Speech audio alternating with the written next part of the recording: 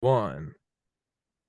And we are recording, and I'm absolutely gonna butcher the pronunciation. Ray Cardenas. Cardenas. D is pronounced as TH. I can't do it. I don't know how to. You did Uh, it. I did it. Cardenas. Yeah. Well, that's it. The podcast is over. We just wanted to pronounce your name. And as I told Ray beforehand, I don't know. I mean, I understand I'm like a very white guy, but if anyone's wondering why I look like deathly blue recently, I'm not. I mean, granted, there are blue lights all over this room. The best I can conclude, as Ray pointed out, is that it's snowing and I'm lacking whatever illusion of color that I was normally getting from the fraction of sunlight is now gone. And so if I start to just glow blue, that's why.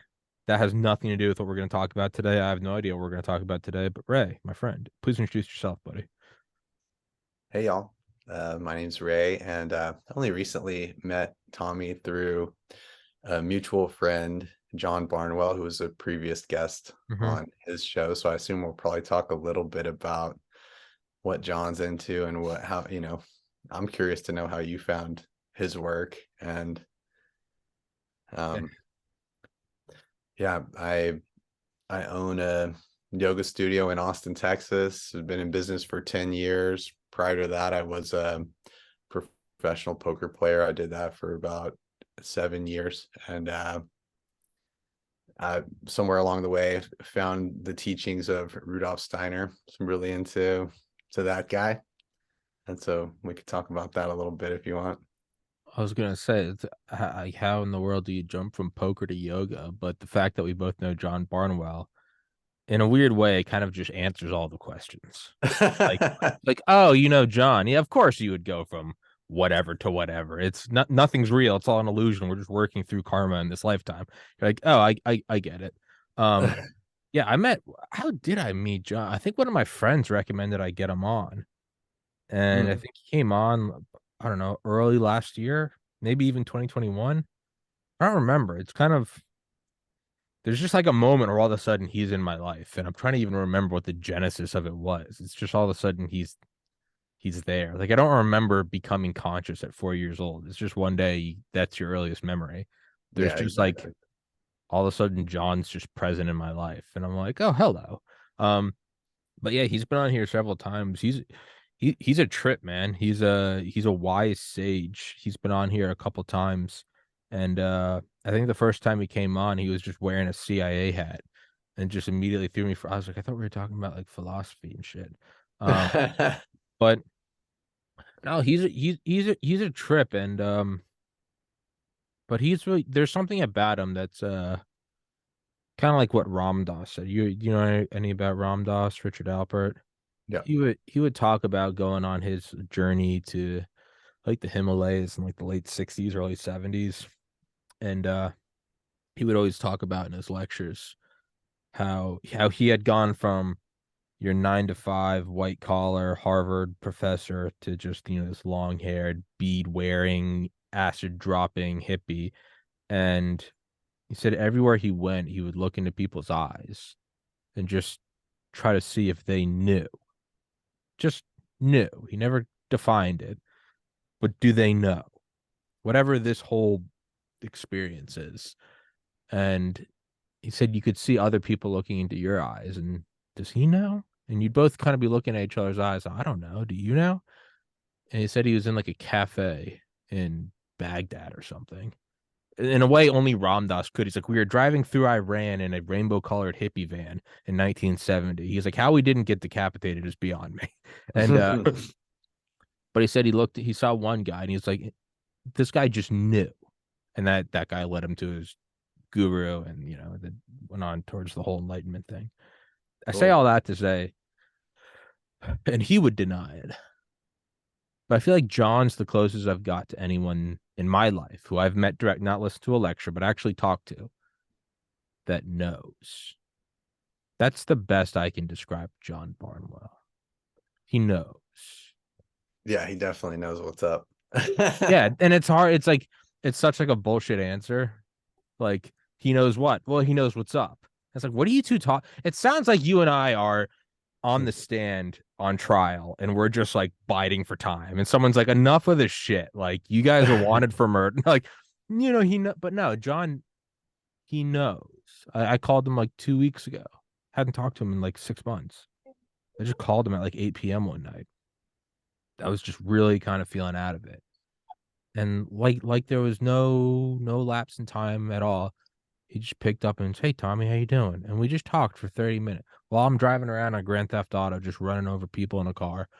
But I'm just talking to him, and he's talking about how your ego is on loan from like the highest order of angels, and how this life, you need to look deeper inside, and you'll realize you're not here by accident, and all these trials and tribulations you're going through they're not freak occurrences, that you are here learning the exact thing you need to be learning. So with that whole tangent, is there maybe any thread along that lines that could explain your jump from poker to yoga? Well, yeah, so for me with the transition from poker to yoga, what that was all about mainly was I was playing online, primarily. And um this was again like around, I think I had like my breakout year in 2007, I believe. I ended up like making like $250,000 off of like three different poker tournaments. And I was like in school to become an elementary school teacher, mainly because I didn't know what I Yeah, wanted to do, and my family's teachers. yeah. And I had like just made like 5 years salary in a few Yeah. months, and I was like, I'm gonna give this a Peace. go. Yeah. So yeah, I'm in my mid 20s when all this is happening, and basically poker just takes over my life. And I don't, I get married, I living with my wife, but basically I like playing poker all the time, because especially like my win rate was pretty high. And so my whole thing was like, why would I do anything Anything else else? Yeah. but play poker? And so I was sitting in front of a screen doing psychological warfare with avatars all Yeah. day. Yeah. And that just like takes a toll after Yeah. after a while. And also like there were some changes in the poker landscape that brought my profitability down. There's like technological advancements that enabled people to see who were the winners were and who the losers were. And since Don't you play could with them. find that Don't engage. information in real time, yeah, you could snipe the losers and rid the ecosystem of the easy money like really quickly. Just And yeah. so my win rate went down, my stress level went way up, and I was reading some poker blogs from some really successful players, and they were talking about doing yoga. So I was like, all right, I'm gonna give this a go. I'm a little worried, is it feminine? Isn't that for girls? That's kind of what I was Uh-huh. thinking. And That and I was like, masculine. no, I'm gonna, you know, I'll try it out. Yeah. So and it was like kind of the polar opposite of what I was doing with poker, because in the online poker world, you don't just play one table of poker. I mean, you can, but the norm is to play like six, or like At the same time. 26, or like 50. There's certain things that like mass tabling. So But I all at would the same time. all at the same time. I would do this thing where I would cascade the screens, and like Sure. a table would come up, a poker hand would come up, and I would make a decision, make a decision, make a decision. And so my Don't attention waste span time. was Yeah. was just just firing all over the place. And basically what you know yoga gave me was the ability to kind of turn all that off and Mhm. focus like um loving attention on my body, which was like So that is total polar opposites. right. Yeah. Psychological warfare, seconds at a time to gain money versus avatars Yeah. versus loving acceptance awareness in the here and now on your bot. I don't think you get to find more opposites. Right, exactly. So that was and I quickly realized like I want to shift, like I want to get out of this poker thing. I was like one night I was playing at like 2 in the morning on my laptop. My wife's sleeping next to me. I have a newborn baby. I'm like, am I gonna be grinding like this when I'm 50 years old? Like what's going like I don't know. So yeah, I kind of lost the love for the game, found a love of poker, excuse me, of yoga, Yeah. and um, you know, decided that I was going to become a teacher at this vibrant studio here in town where they had like 4 classes a night, and every class would have 60 people in it. And it was like a donation based community. So it was kind of like there was kind of like a church vibe to it. Anyone could come, pay what you want.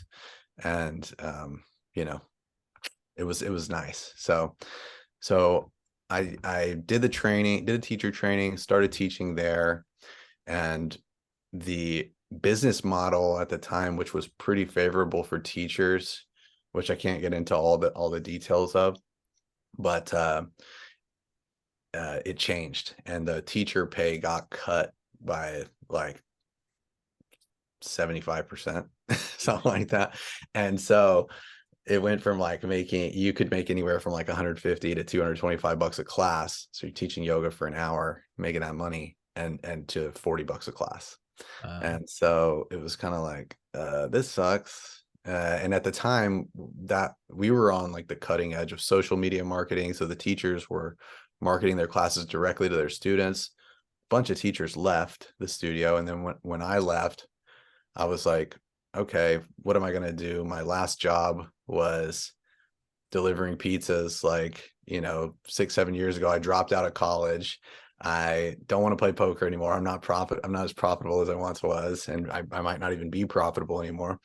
And so like, what am I going to do? I guess I'm going to open a yoga studio and Just like wing it. recruit some of these teachers that got displaced, and just kind of do everything that we were doing with some little tweaks and see what happens. And so I um got with a really smart business partner, engineer, numbers guy, who was also like a fellow. We were following a couple teachers that I can tell you more about Sure. shortly, but and we were like, hey, let's do this thing. He crunched all the numbers. We presented the business plan to my dad, and my dad kind of thought that we were just doing a practice run with him. Like, I don't know where he got that impression, but after the presentation, we were like, hey man, do you want to invest in this? You got 70K to throw at this. And so he had some inheritance coming his way from his father passed away. He's a retired teacher, so I didn't like come from a bunch of money or Sure. anything like that. But just the timing of it all worked out, and yeah, he decided to invest in the business, and we got him paid back in like 2 years. It's I love been just like pretty dang successful. it's great. Um, and then in terms of like my personal yoga journey, I learned yoga in one way when I was first started teaching, and then I met these other teachers, and they basically said like, oh, that's the normie way. This is like, let me give you the esoteric shit. And Yeah. it was Come like, to the inner temple. yeah, it was like but so it was like left-handed path. I don't know if you're familiar with that terminology, but it's sort of like the path of experience, and as opposed to like the Learning. moderated balanced path. But so there's a it's sometimes called the path of fire and ice, where it's like, you go to the extremes and experience life to the fullest. It's taking And a class on podcasting versus just getting a camera and start emailing people and just yelling at a camera. there you go, something like that. Yeah, That's what yeah. I did. That's what I've done. Yeah. And so my interpretation of that other thing was um like your instincts are trying to teach you something. So like, you know, rather than suppressing them, go into your instincts and follow your instincts. And there's some truth to that. And there's Mhm. that serves a particular purpose, and it's very empowering, right? It's like I'm doing things on my own terms, this, that, and Sure. the other. But you can also get trapped in there Mhm. with like the dopamine The pleasure based. seeking. Oh, Yeah, pleasure seeking. I should always be Exactly. having sex, drinking beer, and eating McDonald's. And it's no, no, no, no, no, no. You're relying too much on the yeah. Trust your gut, trust your heart. But when it's like, let's stay in bed, take Xanax, and eat ice cream, and it's like that's not that's Exactly. not the path. Exactly. You'll learn So something from that, but it's not good. exactly. So that kind of like I allowed myself, well, and another thing that they sort of espoused was this non-dual universe, which, I get it, like from the perspective of like God is non-dual. Okay, that's Sure. fine. But like, I'm not God. I'm a human being, and I live in the realm of, I wouldn't say like the realm that I'm in is non-dual. There's day and night. There's, 100. like I clearly I right now I have Ray on my podcast. We are not an ent like no, I get that idea too, where it's like there is no duality. I'm like, there are 100%. I get esoterically the concept, the abstraction. I've gone into meditation where you drop into that. You're no longer experiencing experience. There just is experience. Like I get that and I have experienced it, but like very much so, like my fingers end and this microphone begins. Like right, right. It's there's just a division. scales. Yeah, it's like Yeah, scales of consciousness. And so on a sure. certain scale, you can't really like disregard like the moral order of the cosmos to jump right to that. But Yeah. so I was sort of like playing in that realm of moral relativism, and just kind of doing what I wanted. And that just, you know, wow, it freaking was exciting for a while, and then it just burned me out, like crashed and burned Yeah. harder than even with the poker stuff. And I was just, my energy was depleted, my sense of morality just, like I didn't Um, have one, and then so funnily enough, I was um listening to, or my cousin sent me the um first time that Jordan Peterson went on Joe Rogan, okay. and he was talking about like science and religion. Okay. And I know Jordan Peterson is kind of like, now he's it's not as cool to be like about Jordan. This was a while back, Yeah, this but is OG when Jordan when he Peterson. was first coming on the scene. Yeah, yeah, Yeah. And so, but the way that he was like describing Christianity, I was like, sure. my gosh, I've been strawmanning this thing. I've been rebelling against this thing. Hmm. Uh, and, all the while, like accepting the reality of like, the blue men like Shiva and Krishna and all the Eastern religions. I'm like, I'm open to this stuff, and I'm allowing my consciousness to be worked upon by these traditions, and so why not this one? And Yeah, so there was like yeah. a moment where I just opened up to Hmm. Christianity, which I was, you know, antithetic. I was against for Same. for Yeah, most of my life.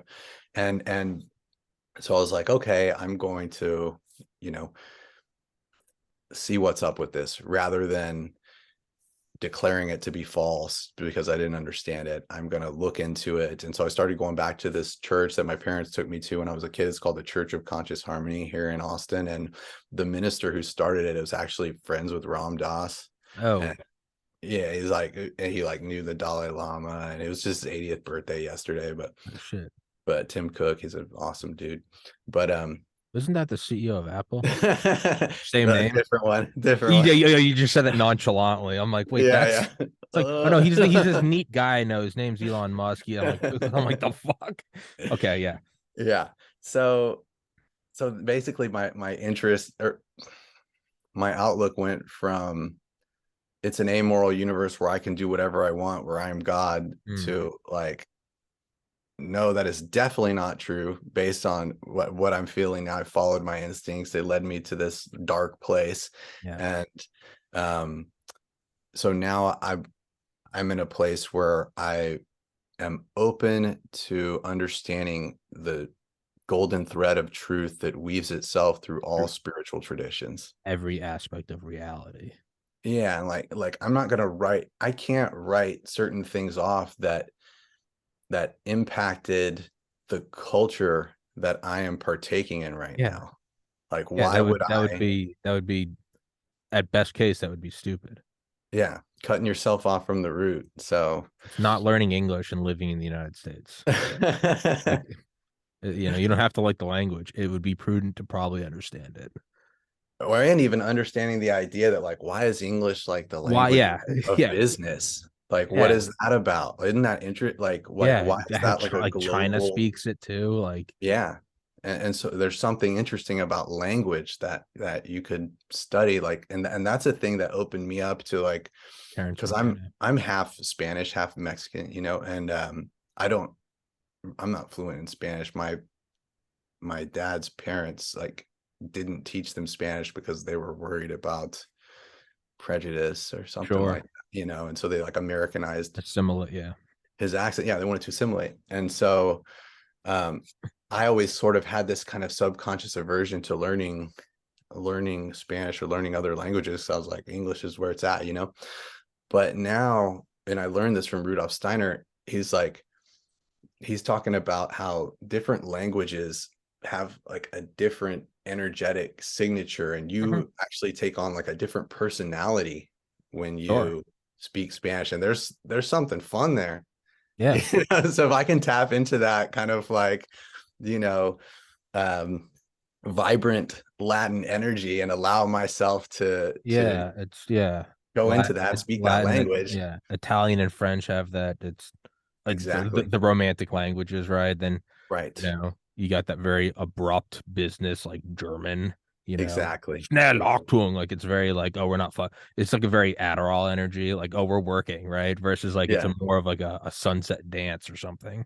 Right. Exactly. So just being able, I want to be able to tap into those vibes so I can Oh, yeah. explore those languages. Also, I like English too. I like the language of business. It's what's up, you know? Yeah, yeah, yeah. So, um, yeah. So just that got me interested in studying all the traditions. There was a book in the church bookstore called Meditations on the Tarot, A Journey into Christian Hermeticism. And so it's like, you know, how Christianity relates to the Hermetic tradition in Egypt, and the symbolism of the tarot cards. It's this awesome book that was written by a student of Rudolf Steiner's who sort of rebelled against anthroposophy, which is Rudolf Steiner's movement. hmm And so John and Douglas don't like him too much. but But that's for really me, he's the way that I found Rudolf Steiner. So I can't so really be can't mad. chastise the path that got you to the summit. Exactly. I don't care that he went back to the Catholic Church and Yeah, who that cares? he, you know, is like seeking to, I don't know, redeem the Catholic Church and evolve it to some new thing.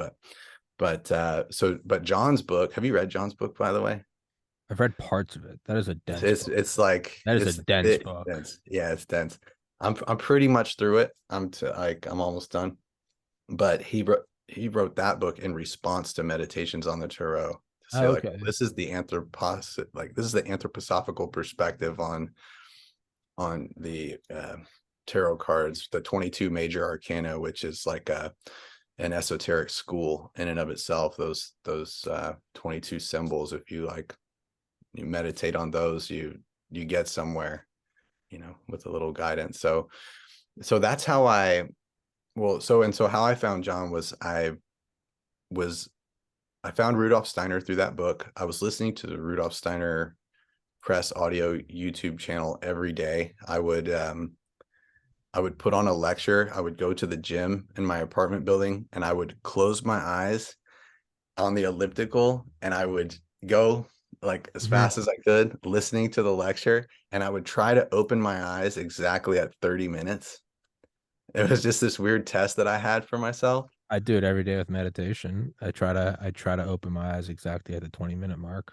That's a good practice. One time I got it like within 10 seconds. I can pretty much without failure get within 2 minutes, and I would say more than once a month. Yeah, like sub 10 seconds. You wake up, you're like, I'm a fucking wizard. Yeah, Yeah, you're exactly. like, I've got this shit. Nothing else in my life makes sense, but I can open my eyes at 20 minutes. Yeah, yeah, no, Yeah. So um I was doing that practice, and then one of the lectures that got uploaded to Rudolf Steiner Press Audio YouTube was a lecture by Douglas Gabriel, who's John's friend, and okay. it's called The Spiritual Battle of Humans and Machines. And he lays out like what the internet's doing, what the who the beings are behind these uh manifestations of technology that we're engaging with, Uh, and it blew dude, my mind. dude, you should read. I've had him on here before. Leo Zagami. He's got Okay, a yeah, yeah, book, and it's like Confessions of an Illuminati Member or something. yeah. Um, I think I've read all. I think I've had him on here for all of them, but his best one is his last one, the seventh one. It is such a acid trip into like what is technology and the internet and UFOs and AI and demons and like Christ and like yeah, I think that's right up your alley. I love all that. It's an acid trip. Yeah, and so so I found Douglas through that, and then I found John through his conversations with Douglas on YouTube, and they actually have a video where they're talking about meditations on the throw. So then I started listening to them, and I was like, man, they are distilling Rudolf Steiner's ideas down to these like digestible, just they're directing my attention through this like massive library of Hmm. lectures that Rudolf Steiner did, and they're doing it in a very skillful way. In my opinion, these are some of the greatest teachers alive right now, and Yeah, they've got like such a small following relative it's to what they know. it's so surreal talking to Barnwell. You're like, how? Yeah, you feel like you're talking to like an Einstein, but like 100 people know about him. And you're like, how the Exactly. fuck do I know you?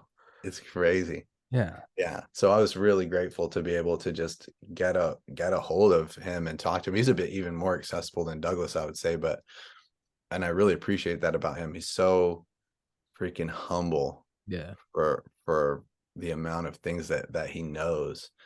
And I want to like aspire to that. He's a great example for me, because I definitely know like what ego inflation can do, Hmm.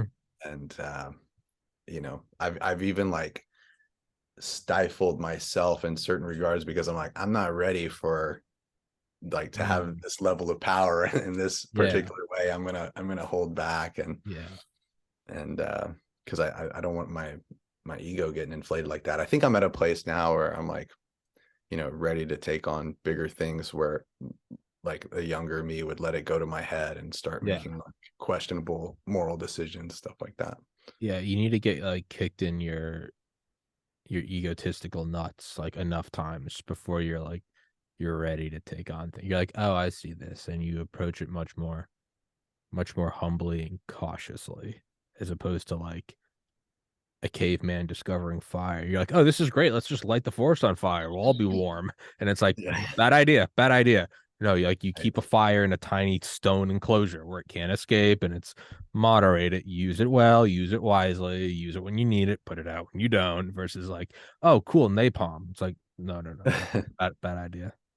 Exactly. Well, and that's the role that Christianity plays for me, Sure. is that frame, like for how to constructively, you know, place the fires. Hmm. So Yeah. Um, hey, I do this every episode because I'm not professional at all. I gotta go use the restroom, and so it's your show for 30 seconds. Tell everybody where to find you on social media, your website, all that shit. perfect, perfect.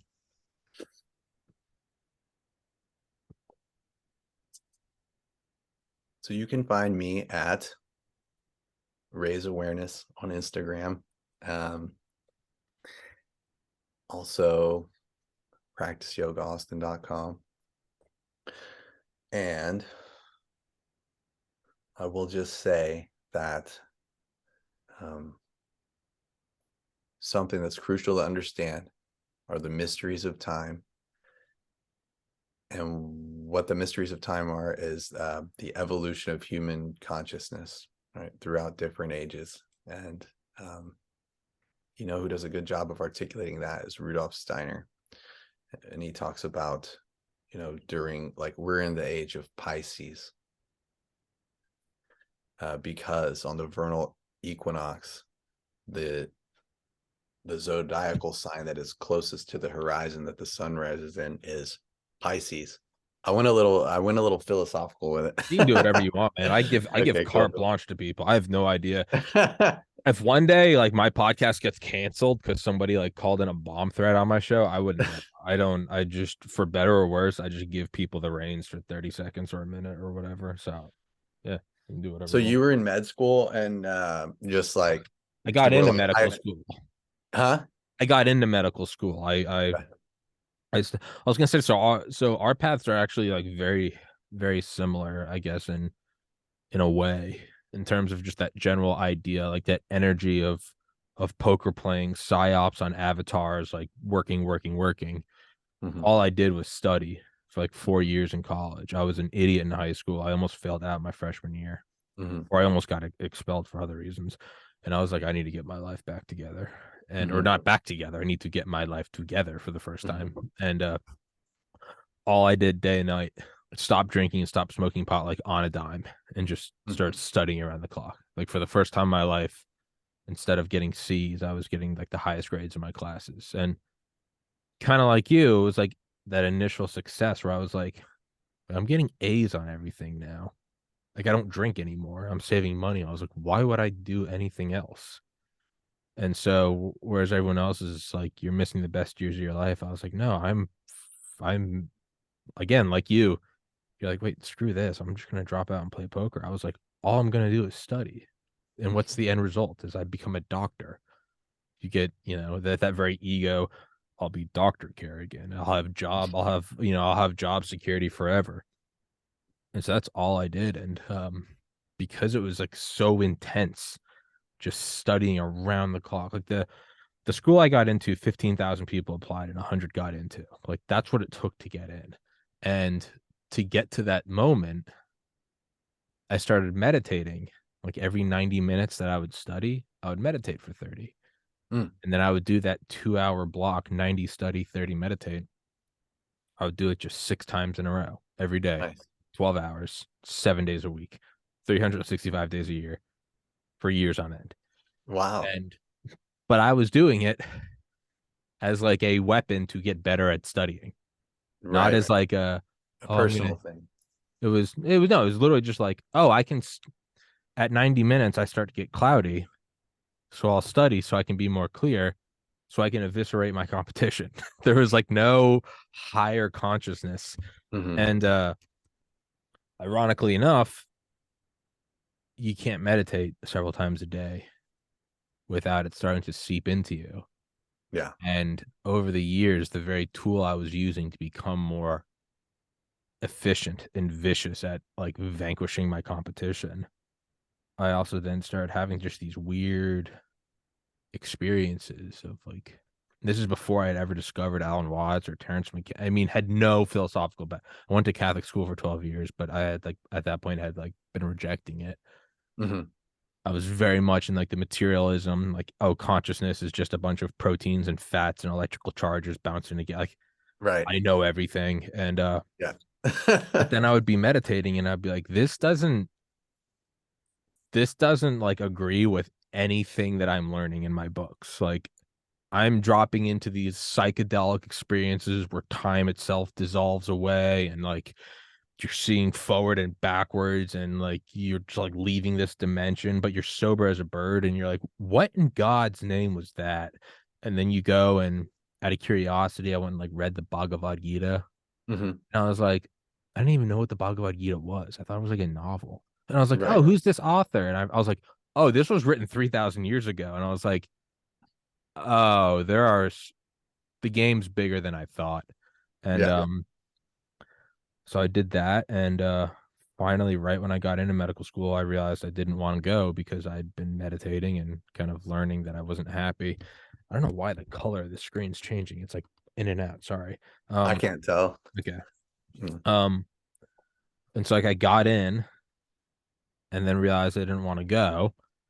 And so it was like I had got to this moment and then I was like, no, I don't even I want to do it. Like I'm not happy.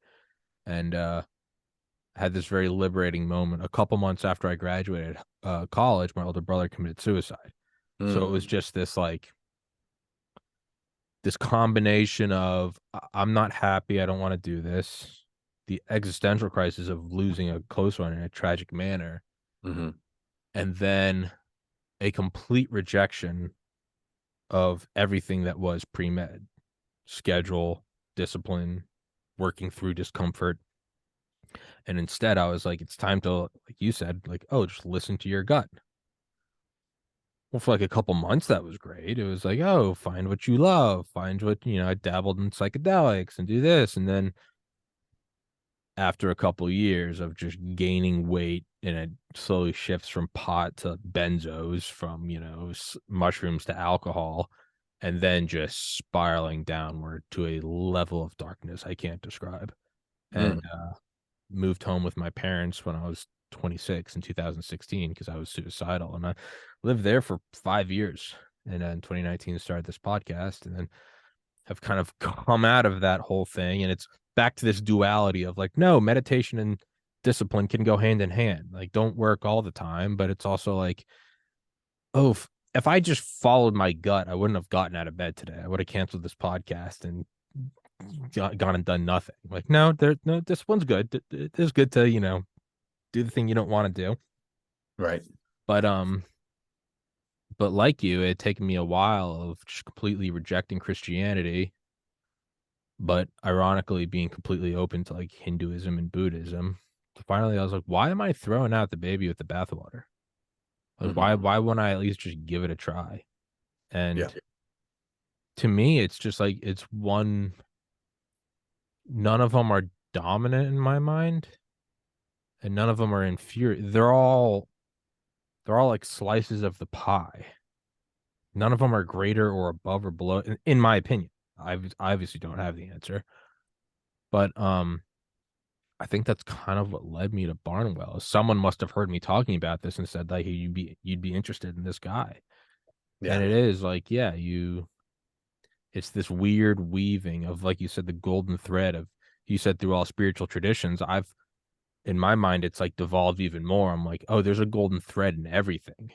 Go to the grocery store and like there's a golden thread, and like you just start to see like, oh, like the way like this person's holding the door, or this guy begging for $1, or that guy buying a $500 bottle of champagne. You just start to see truth in all these weird iterations and There's a spirit underlying it. underlying everything. Yeah. And above all else, it has brought humility of like, don't let it go to your head. Like if you, I think it was Jordan Peterson actually that said like, you might be riding a wave, but you are not the wave. Right. Right. And that's how I look at it now. Is like when something feels to be lifting me up, I'm like, this is a beautiful experience, and express gratitude to God for this experience. But it ain't Tommy. You're hmm riding the wave. Yeah. You sit in a Boeing 737. You're not like, I am flying through this. No, no, no, no. You're on a plane and you are indeed flying. You're not piloting this thing. You didn't build the plane. You Yeah. didn't like, don't let that go to your head. Doesn't mean don't enjoy the plane. Enjoy the view that, oh my God, I'm above the clouds and I'm flying, but you don't get off there going, I invented flight. Like, no, that Right. ain't it. That's Exactly. so in an odd way, we kind of do have a similar experience that have Yeah. led us both to Absolutely. John Barnwell. That's the bottom. It's at the very bottom of it all. You end up with Barnwell. That's the core. That's the core. That's the ocean of which all the streams trickle down into. You end up with Barnwell. He's definitely a good teacher, Paul. I've had many teachers, and I appreciate what Barnwell brings, and just his overall demeanor, his approachability, and his vast knowledge is like, man, it's important. And I feel like one of the things that's super useful that a lot of people don't have a grasp on, but it's how do you relate to your mind? Because a lot of people, when they get into yoga, or like, let's say they have a spiritual awakening, they realize there's something more than just the mechanistic, materialistic impulse that we're being hammered with our whole lives. They get the spiritual impulse, which is great, but they don't know what to do with it, and they say it's too vast to even fathom, so I'm not going to try, and I'm Just going to just throw it out the window. yeah. And that's where Rudolf Steiner was different. He was like, no, you need to really grasp this in the realm of thought, and not just Steiner, but that's like a fundamental tenet of the Rosicrucian tradition, which is the kind of esoteric Christian stream that was at odds with the church. Sorry, I don't know if you can hear my dogs Yeah, barking. no. Okay, cool.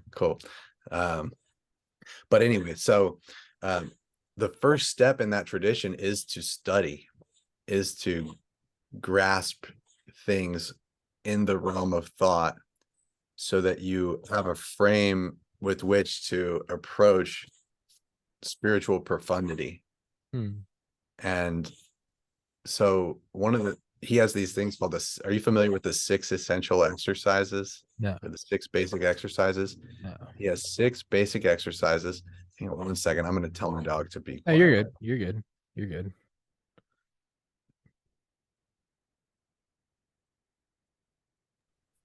Okay. So Rudolf Steiner's 6 basic exercises, they're essentially like a safeguard for luciferic inflation on the spiritual path. That's where your ego, you elevate Um, yourself to the highest thing. That would be called a luciferic inflation. okay. And it's like, oh, it's all one, man, I can do whatever, I'm God, and and so no. Yeah, so he has these 6 kind of basic exercises that you do for a month at a time. I won't get into all of them, but the first one is like, you hold a mundane object in your field of awareness for like as long as you can, and 2 to 5 minutes, where you're just visualizing a pencil. Okay. And the idea is that you can ground your attention on one thing. You give yourself that, you train yourself to be able to do that. Then the other thing that's big with Steiner is you have to use your rational intellect. You have to be able to ground your thinking in rationality. So you don't want to lose that, because then you kind of lose the sense of sovereignty and efficacy that comes with rational thinking. And so in order to maintain kind of your full consciousness, what you then do is you engage in a series of like an inner dialogue about the object. Like, what is this pencil made of? How did it get formed? What were the conditions that gave rise to it being invented? And so like the pencil was invented for artistic purposes, because artists needed to have a means of sketching something out to erase things. And I didn't realize that. I don't know, I thought it'd be more for writing or something like that, but it was for drawing. But the idea is that you learn as much as you possibly can. Like if you come to a question in your meditation that you don't have the answer to, then afterwards you go look it up, Okay. and you get it down. And then you repeat this process of even going through the same line of logical thinking about the object, learning more and more about it over the period of about a month. And then he says, at the end of this process, like of each session, you become receptive to how the energy is moving in your body. And he says, what you should notice is like a movement from your prefrontal cortex down into your spine from all that thought work that you did. Mm-hmm. And that first exercise, it tells you what you walk away. What I walked away from it with was the understanding that I can know things. I can know things on a deep level.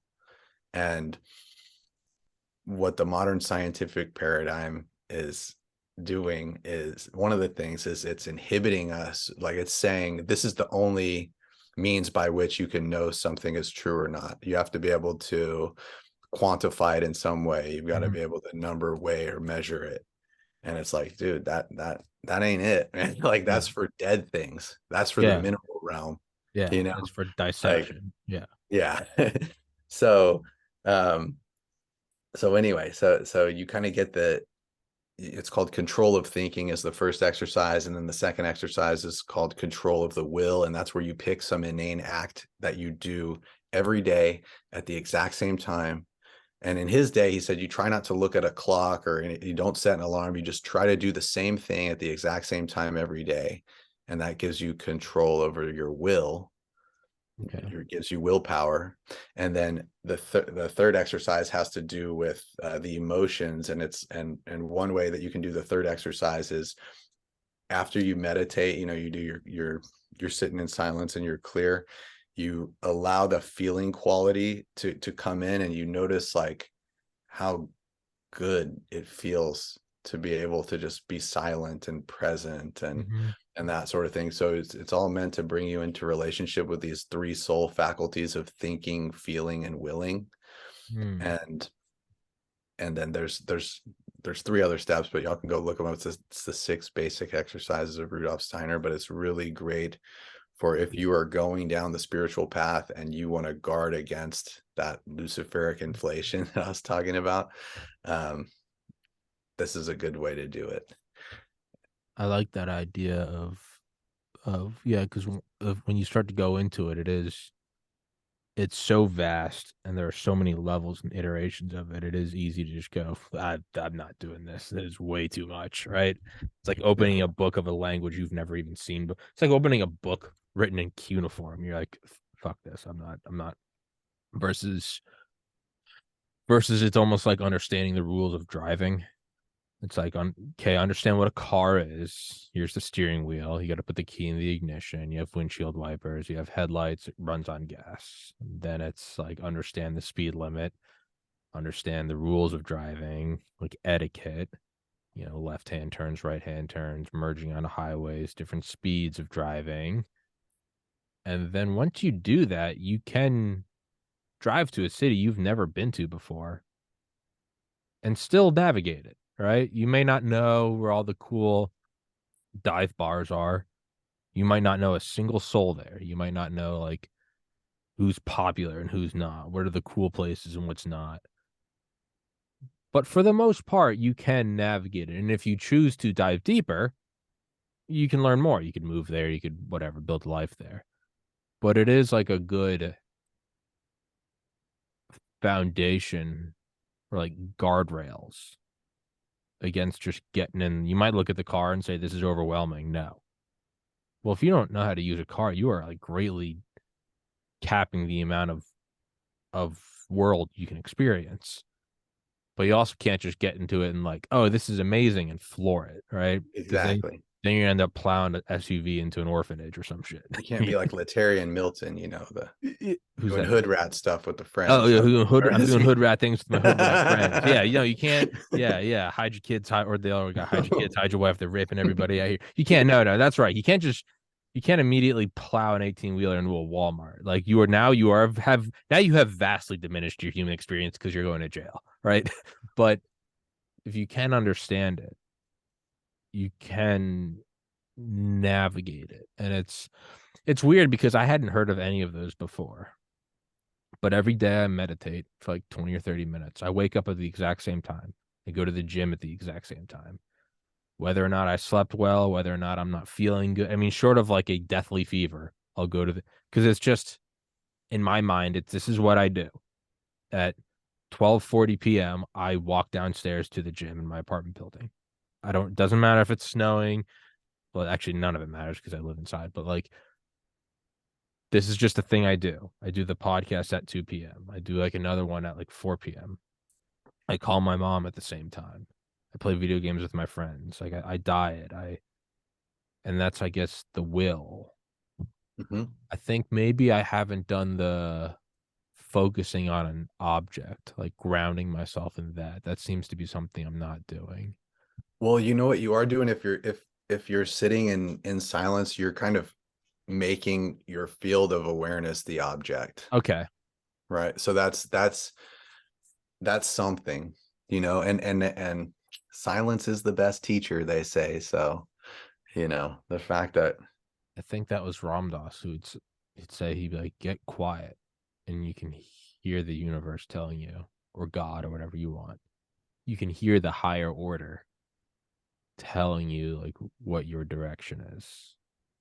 If you exactly. just, it is, yeah, it is kind of the best as you get more and more quiet, and the thoughts come slower and slower, and then you start to get the gaps in between thoughts, and it's just the infinite present moment. And you just right here, right now. And then you start to get those thoughts of like, what is this? Not, is it a simulation? Is it not? No, just no, what is this? Like, isness. Yeah, This consciousness, yeah, is. beingness. So Yeah. yeah, You just one start one boiling it down, and it's that elemental thing that you can't break apart further. You're like, uh, but then there's, of course, then there's thoughts, internal monologue, then there's feeling, and then there's sensing. But if you go deep enough, you'll even like not feel the pillow you're sitting on. You just go kind of go in and in. But then it's just the ineffable mystery of, for me, it's not even just like Zen, like, what is this? The thought always pops in my head. What the fuck? Like that it's so like base yeah, and like the vulgar, but rest of it. it's always just what the fuck? What? It's just, there's always this moment of just what the and it's so weird because oftentimes once I hit that moment, almost without failure, that's when the alarm will go off that I've been meditating for, because I right when I have, because I have like I have to do an alarm because I immediately jump into a podcast after I meditate. But it's almost, I don't hit it every day, but when I do hit that moment of, wait, what am I? What is, and then all of a sudden it's just ding, the alarm goes off almost to a T at that 20-minute mark. Once you get into that resonance field, there's certain everything happens right when it's supposed to, or for a reason. I feel like, because there's been times where I'll be meditating and like a car will drive by out front, and I'll feel the ripple of the car like Yeah. move through my body. Yeah. It's like fucking wild, but it feels like I don't know. It's like I can see how it's all fitting together, and just It's the subtle effect that everything has on everything else. But one of the things about why Rudolf Steiner says to visualize that mundane object is because he says once you tap into this realm, just the spiritual realm, there's so much it's enamoring. It can be enamoring, and it can make you reject the mundane aspects of life, like doing the dishes and going to the gym, and like calling like the just the regimen. And he says, if once you lose that, you've lost the plot. Like you actually need to be functioning on the physical plane in your culture. And so this idea of, I can even visualize a pencil for 5, there's no reason to, why would I can stay connected to this mundane object, and it builds that muscle on. And that also ties in with the second exercise, to do the task that doesn't seem to serve any purpose.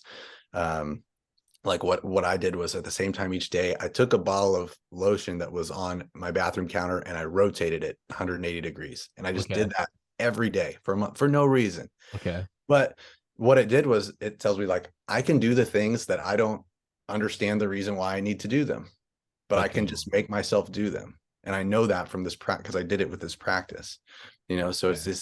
these means for like grounding yourself in the mundane, so that you can maintain your householder status on the spiritual path. Okay. Yeah. Yeah. Okay. I'm getting it now. Yeah. I make my bed at the exact same time every day. There's There you no go. there's no grand scheme to it. Like, I do a podcast every day, but there's like growth in that. There's one more podcast in the library. There's really no point to making the bed. I'm just gonna undo it tonight.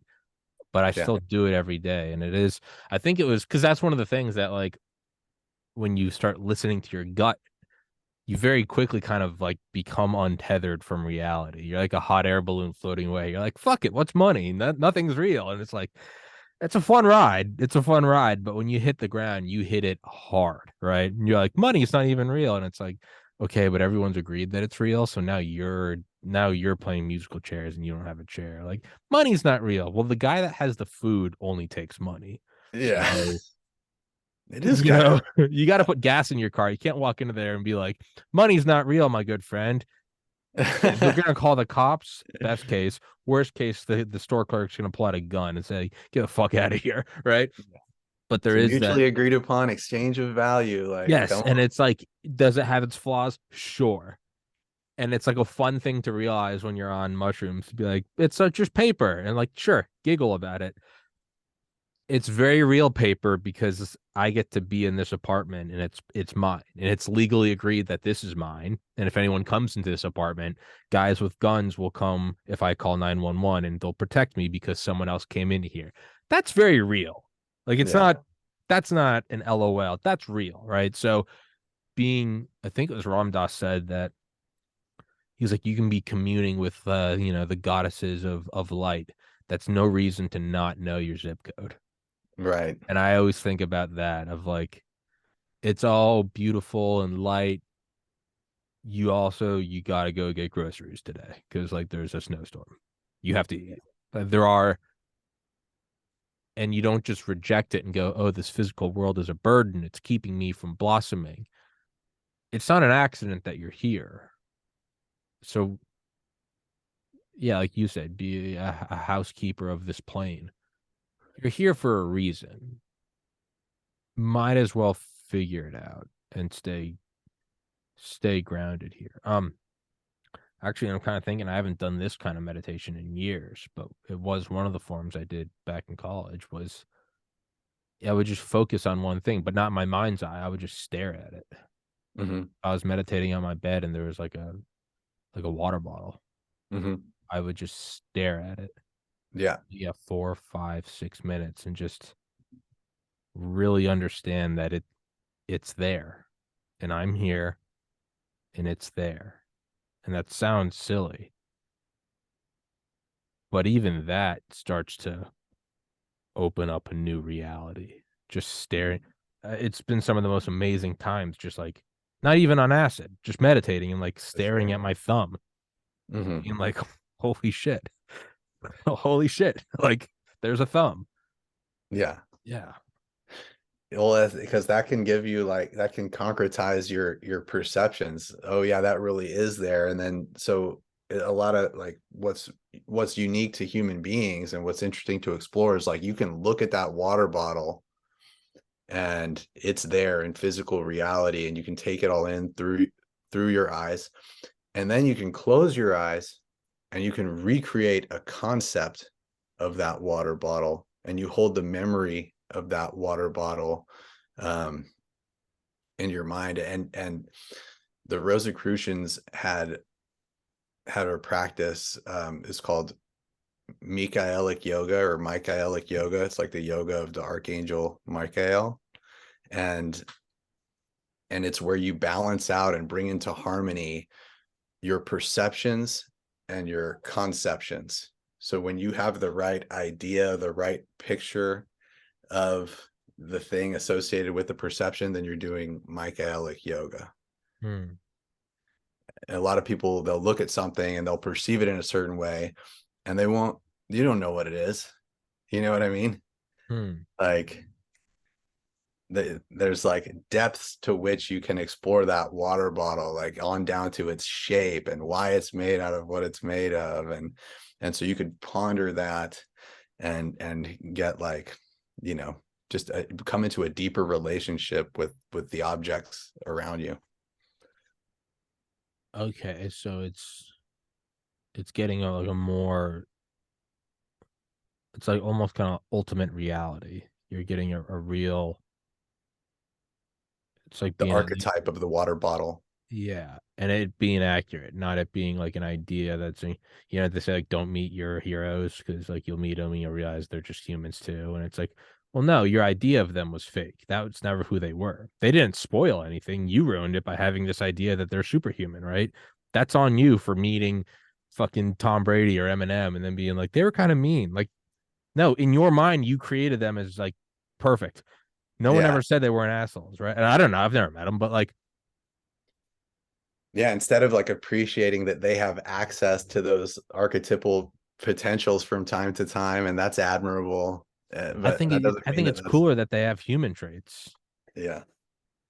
Like, it's a weird thing, but I always imagine like there's something ever since I was like little. I've always just imagined the most famous people in the world like also poop. And like that's one thing that's always gotten me is like even the president, even the CEO of Verizon, they still drop their drawers, man. They still sit on the toilet. And it's like, I don't know, there's an oddly humbling thing about that that is more real, right? Like even the Pope sometimes has to like run to the bathroom because he's got to go. It's And hilarious that you're bringing this up because literally a couple of days ago I was thinking about this movie that came out a while back, and it was kind of an obscure movie, and I don't know if you're like if you're old enough to, I think I'm 10 years older than you, I don't know, but anyway, I'm 32. okay, I'm 40, so I'm only 8 years Okay. old. Okay, All so right.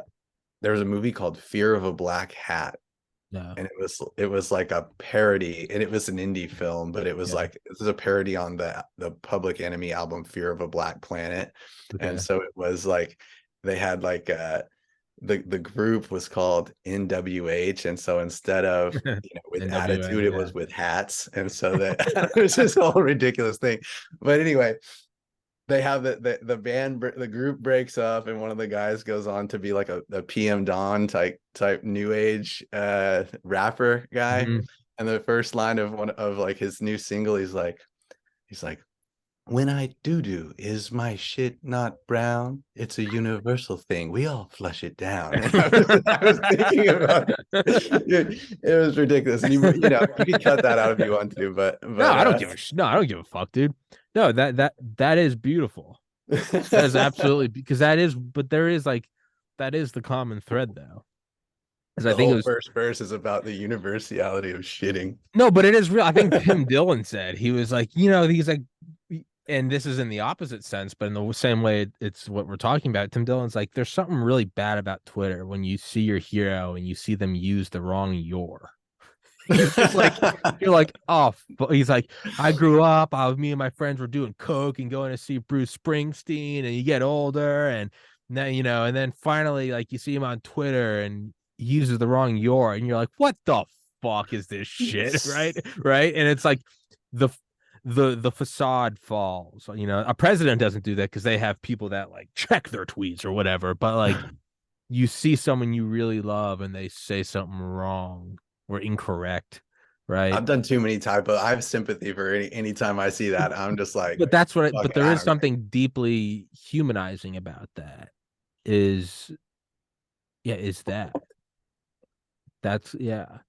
I mean, I read this book about Air Force One, and it was like all these personal stories from Air Force One. And yeah, and just some of the stuff, it would just be like going in and talking to Kennedy about like nuclear weapons as he was just like clipping his toenails. And you're like, oh, that's still just a dude. Like it's on one, you have this duality where it's like he's the most powerful man in the world, but then he's also like, oh, my fucking big toe, dude. That toenail is just way too long. And it's like what?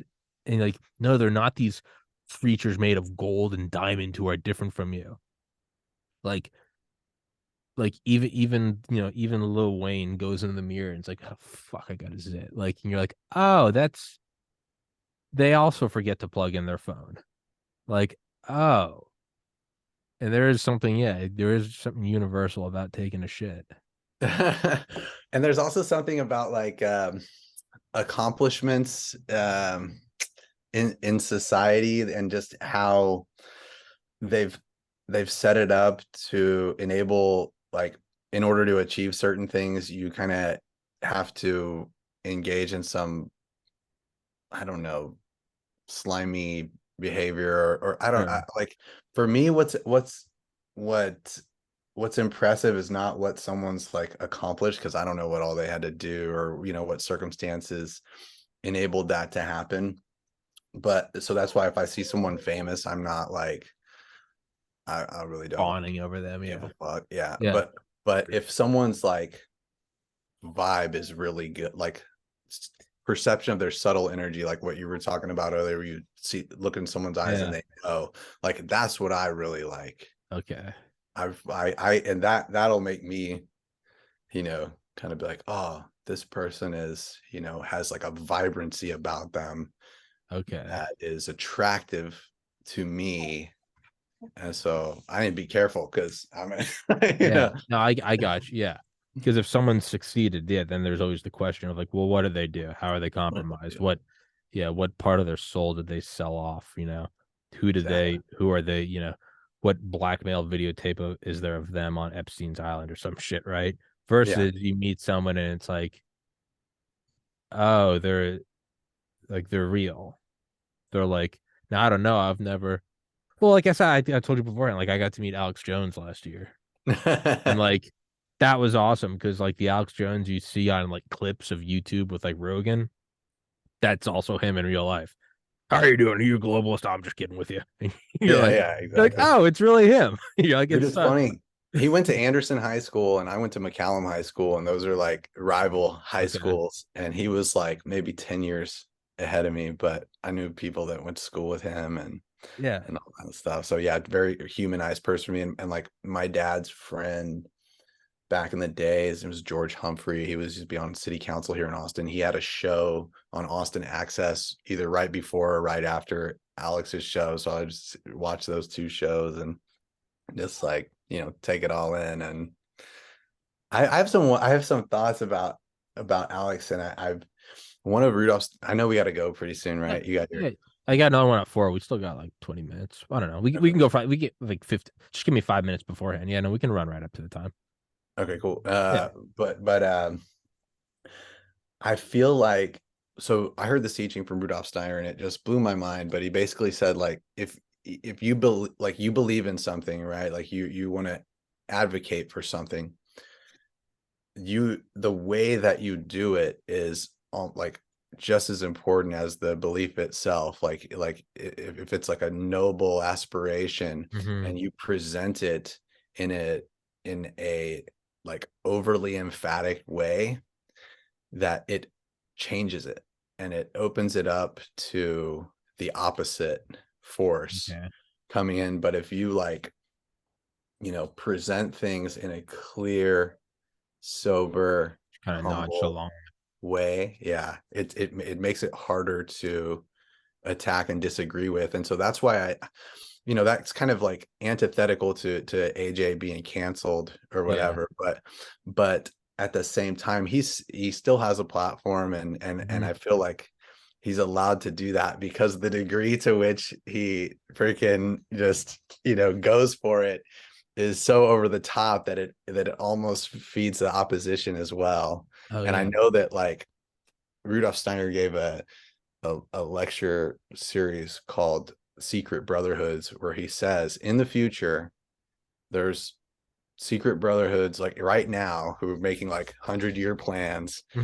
that are going to be running shit in the future, and they're going to do it based off of the Hegelian dialectic, Hmm. the problem reaction solution, Solution.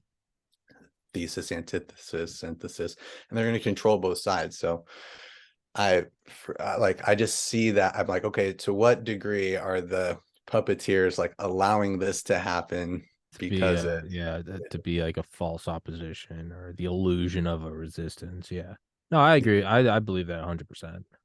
but it's also still fun to like, It's also fun to play. That's like another thing is like even when you identify like duality and reality, it doesn't make it any less real. Like discipline's important, meditation's important. I also loved getting shit faced and ordering pizza. Like that's like Mhm.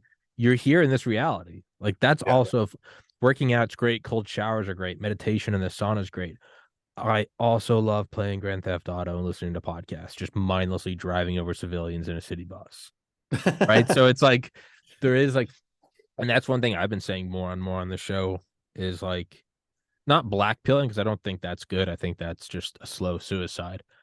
But like more and more, I've gone from like we have to fight back against the evil, whatever the evil is, and more I watch it. Like I don't care about sports. I think they're fascinating. You know, if I'm home over Christmas break, I'll watch football.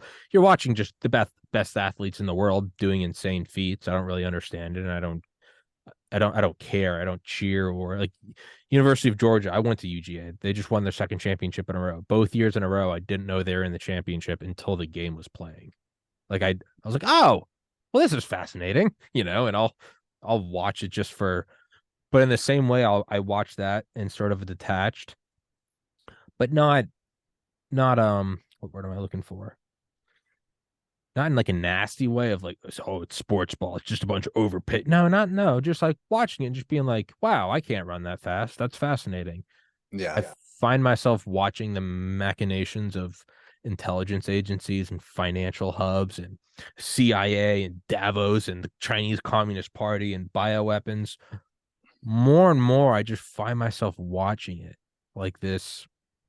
It doesn't make light of those who are suffering, but I'm just watching it as like this beautiful unfolding of law. And there's, as Ramdas said, like hippies create police and police create hippies. Like you cannot have the riot police without the hippies. And the hippies would have no one to push back against if you didn't have the riot police. And I And just, that's it. Yeah. yeah, more and more, I just watch it like I'd watch a football game that I don't care about. I'm like, I'm not invested, but wow, it's fascinating. Like, Yeah. The reason why I like sports now is not because I'm like super into sports, but I like the sense of cultural normalcy oh, around it it's after great. the It's COVID gladiators. stuff. It's modern day gladiators. Yeah. You see the stadiums rocking and Yeah. and you're like, what drove these people to go out and stand in 10 below zero weather, screaming shit faced drunk? And you're like, I don't know, but I kind of want to watch it. Yeah. That tribal identity. Yeah. Yeah, Uh, it's delicious aspect of life. the Ram Dass quote, he probably wasn't thinking of it in this context, but I think about it as like the hippies creating police, in that as a lot of the hippie movement was like to not take responsibility and do the things that you need to do in a society. And then therefore the society degrades and the police have to come in and like stop Oh the yeah. degradation. Yeah, You and then know? the hippies view them as stormtroopers for the state, and then the police are just like, "Who the fuck are these kids on acid?" Like, Yeah. they're 20 years removed from World War II, so it's a bunch of greatest generation Iwo Jima vets. Like, who are these ungrateful shits? And then you have these kids with hair down to their ass on acid. They're like, "You just don't understand love," and but it's just no, neither side is right or wrong. You just start to Gotta hold both. you just you again you and it, actual physical pain is something where it's like harder to be like, okay, well, I can't just view that and say it's beautiful. Like that sucks. But yeah, it is like the dance is important. And I think I can maybe say that because I have a full stomach of food, I have running water, I have shelter, so I can maybe kind of be detached. I have that luxury. But it's also, I don't know, it's fun watching the left and the right go at each other. And then you're like, it's not just this, it is the Hegelian dialectic. But even that's fascinating to watch. You're like, oh, you're watching the puppets of this upper class of esoteric controllers. And even that is, you're like, oh, we are watching like the tip of the spear of power and control. Uh, Well, and it's that whole percept concept thing where it's like, okay, I see Elon Musk tweeting something, and then I have to formulate an idea of what is he doing there? What does that yeah. mean? Yeah. And so I'm like, okay, and if you think about the whole controlled opposition thing and him potentially being an agent for that based on his background and Uh-huh. all that, it's like okay, I see it. And even with like Trump, there were some tweets that he put out where he, like, even when he like invited his people to come, raise hell in DC on election day, like right when I saw that, I was like, this seems Something's like up. it's not going to end well. It seems like a setup. It seems like nothing Something's good. up. Yeah. And so immediately I just had alarm bells of like, oh man, this is an illusion. Yeah. Yeah. And You it's know? And then you have to have those humbling moments where you wake up from your own illusion. And like, Yeah, that's a shitty feeling because your ego gets in the way and goes, no, not us. We weren't wrong. Everyone else is a sheep. And you're like, oh, I fell for it too. You're like, oh, I love Elon Musk, but I watch it. I'm like, part of me is like, he's releasing the Twitter files. And then part of me is like, wait a second. Wait a second. exactly. The guy's the richest guy in the world. He's the single biggest sole contractor to the Department of Defense, the military arm of the world elite. And I'm like, who knows? Maybe he's actually fighting the good fight, but another part of me is like, I'll dip one toe in the water, but I'm keeping one toe on the land. And I'm like, Yeah. let's just watch this. Like, what is like, okay, Trump's sticking it to him. Trump was also at Hillary Clinton's wedding. And I'm like, Trump's fighting the bad guys. There's a picture of him with Epstein. And I'm like, all right, like, hold on. Yeah. Elon's Well, blanketing the atmosphere with with satellites. It's like, satellites, and he wants to put a literal chip in your brain, but he tweets memes. yeah, The he's difference funny. He's between like me. No, no, yeah, he also likes cats, and it's like the no. difference between him and Klaus Schwab is he's got like a better PR firm. He's Seems like younger, he it. got a full head of hair, and he can meme and he smokes pot on Rogan. Oh, he's like me, Yeah, but he wants to put a chip in my head. it's But he's crazy. Elon. Yeah, Klaus Schwab says it, and you're like, fuck that, locked and loaded. Like, come get it.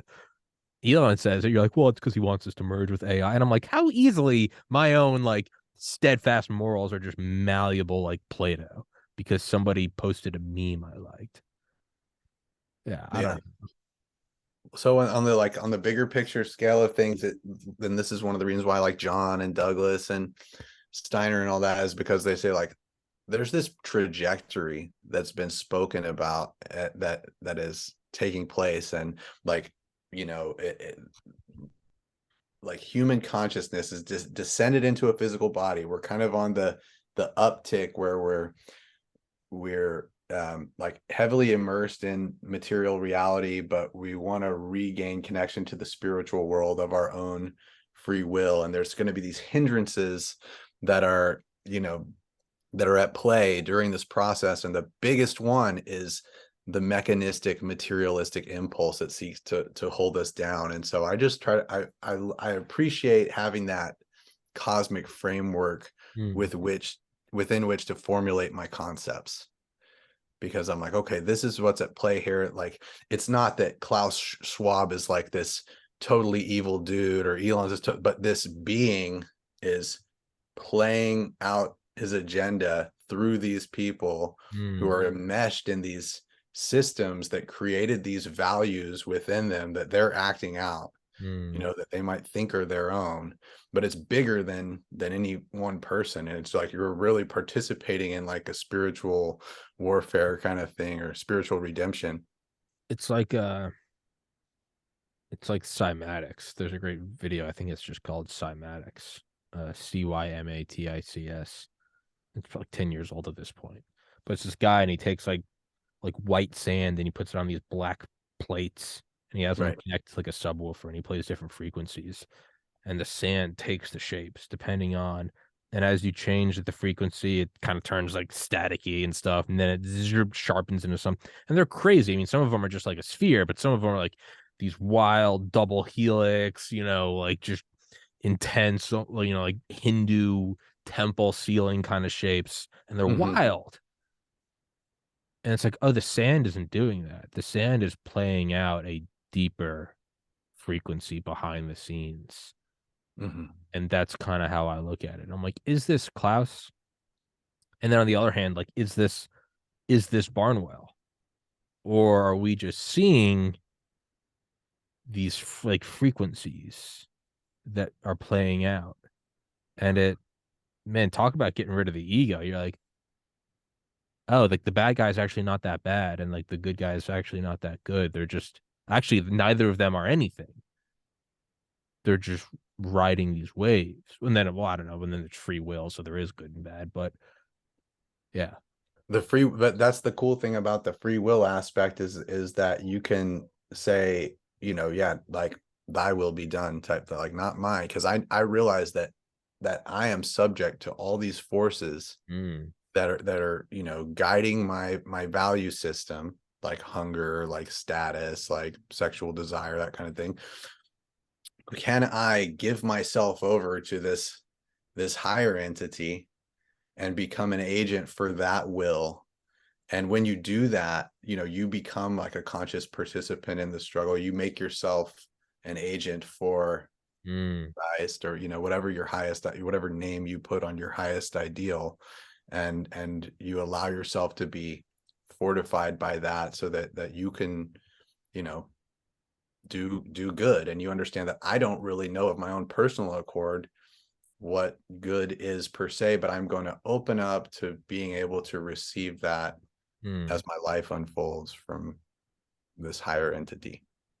And that's like really all I've concluded in 32 years of living and 15 years of meditating is like, I don't really know what's going on.